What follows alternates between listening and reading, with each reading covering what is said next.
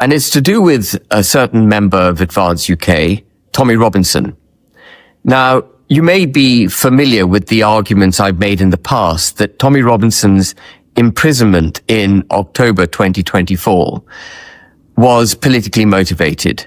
I don't want to rehearse those arguments again, but it's very clear to me that both technically and substantively, it was the establishment that went for Tommy Robinson in 2024 and locked him up.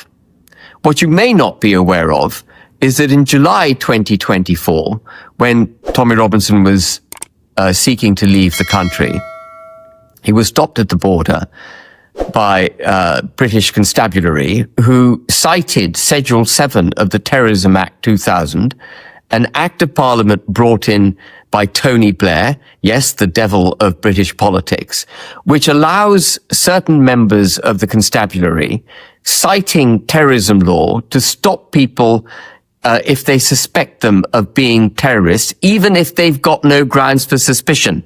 So they can basically stop anyone if they think that they may be a terrorist, even if they've got no grounds for thinking it. It's slightly ridiculous, but that's the power that Tony Blair gave this section of the constabulary. It's a most, in a democracy, to empower the police in that way is really setting aside the democratic principles of policing. But anyway, they stopped Tommy Robinson under this Schedule 7 Terrorism Act 2000. And they required him to hand over his mobile phone, and he refused to hand it over, or he handed it over and refused to give them the PIN for it so that they could go into it. And he cited his position as a journalist, and the protection that his confidants needed he used that as his justification for not handing over the PIN.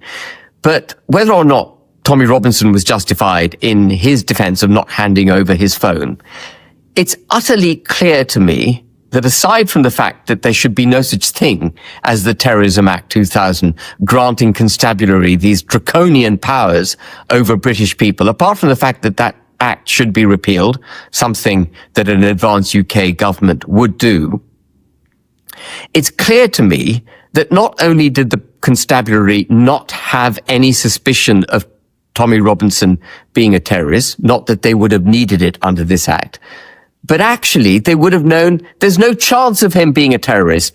It's like stopping me at the border and claiming that they think I may be a terrorist. It's so clear what Tommy Robinson is, whether you like him or not, whether you think his colourful past is unforgivable or not, no matter which side of the political spectrum you come from, it's self-evident that whatever he is, he's not a terrorist.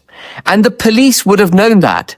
So in my mind, it's not sufficient for them not to have had justification to stop him. They actually were already in possession of justification for not stopping him because they knew who he was.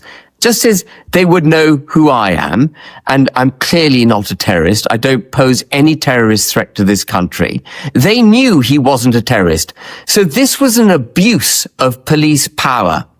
And it was yet another example of how the state has gone after Tommy Robinson. And there will be people who watch this video and they will say, Ben, why are you defending that man? Why are you defending him? He's been charged and been to prison for multiple offenses, blah, blah, blah. But you have to ask yourself, no matter what you think of Tommy Robinson as an individual, you have to ask yourself, what kind of country do we live in if he could be repeatedly attacked by the state? And I'm calling out now leaders of other political parties, particularly Nigel Farage and Kemi Badenoch, to set aside their sensibilities and their social concerns about in some way being allied to Tommy Robinson if they were to support him. Set aside your sensibilities, step back from the situation, look at it in the cold light of day, and determine in your own minds, Farage and Badenoch, whether you think it was justifiable for the police to stop Tommy Robinson citing terrorism legislation. And if you were to do that, and if you were to do it honestly, the only answer you could get to is that he was being targeted by the state. Because, as I've said, he so clearly is not a terrorist, and the police would have known that. They were actually setting aside common sense and basic good policing principles in order to arrest him. The whole thing was politicized. So I can point to, in the last year, two fantastic examples, if I can use the word fantastic in this context, of the two-tier criminal justice system to which we're subject being used to target Tommy Robinson. Any serious politician now that cares about equality under the law would be calling this out. Tommy Robinson is appearing in court next week under these charges. These charges should be thrown out. And as I say, I call on Farage and Badenoch, if they have the courage to set aside their social sensibilities, I call on them to denounce these charges against Tommy Robinson. You should do it for any British citizen. It doesn't matter that it's Tommy Robinson. It doesn't matter whether or not you like him. It doesn't matter how you judge his past offences. He is being politically targeted. If you care about this country, if you care about equality under the law, you would call that out. And I'm calling it out now on behalf of Advance UK. The High Court should throw out those charges, and the police officers who arrested him and charged him should apologise to him. Thank you very much. In a recent address, Ben Habib, the outspoken deputy leader of Reform UK and a leading figure in the newly formed Advance UK movement, reignited one of Britain's most contentious debates, the treatment of Tommy Robinson by the state. Habib framed Robinson's legal ordeals not as the consequence of personal misconduct, but as the deliberate persecution of a political dissident, a target of the establishment, as he put it. According to Habib, the use of the Terrorism Act 2000 to detain Robinson at the border in July 2024 marked a new low in Britain's approach to civil liberties. The law, introduced under Tony Blair's government, grants police sweeping powers to stop, question, and search individuals without reasonable suspicion under Schedule 7.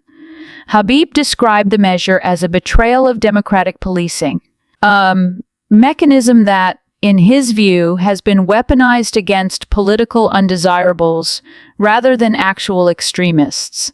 The July incident, in which Robinson reportedly refused to surrender the passcode to his mobile phone, has become emblematic of a broader struggle between the British state and the populist right. Robinson, who claimed journalistic privilege and the need to protect confidential sources, was accused of obstructing lawful police duties. Habib, however, cast the episode as a direct attack on press freedom, arguing that the state was punishing Robinson for his political beliefs, not his actions. From Habib's perspective, the Terrorism Act itself is the problem. He called for its full repeal under a hypothetical Advance UK government, labeling it draconian and unfit for a democracy. The idea that police could detain and search citizens without reasonable suspicion, he argued, violates fundamental principles of liberty, principles that British democracy was built upon. The debate now sits at the intersection of security, speech, and identity politics. To Habib's supporters, this is about overreach, a government that polices thought as much as behavior. To his detractors, it's another attempt to launder extremism in the language of liberty. Either way, the argument underscores a deep and unresolved fracture in British politics. How far the state can and should go to protect the public without eroding the freedoms that define